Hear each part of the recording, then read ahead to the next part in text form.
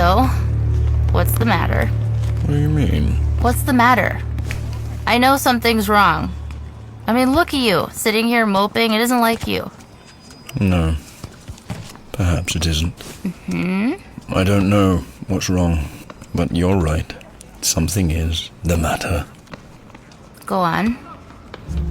When they captured me, imprisoned me in their box, I had just one thought. Revenge. These flowers smell nice. Are you... By the time I freed myself, my original captor had gone the way of mortals, and I took my vengeance on his son.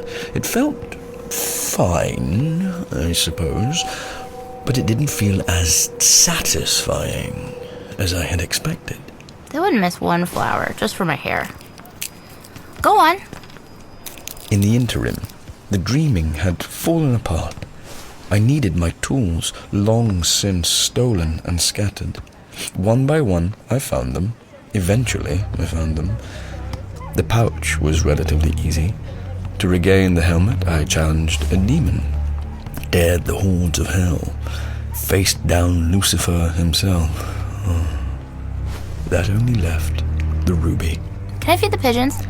The bread? Here. Thanks.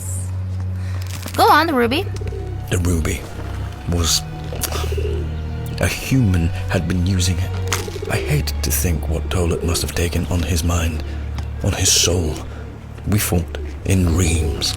The stone no longer mine, sucking me into its fabric. It was terrible. And thinking it was my life he was crushing, he destroyed the ruby. He destroyed it. It freed me. More than that, it freed everything of me that was in the stone.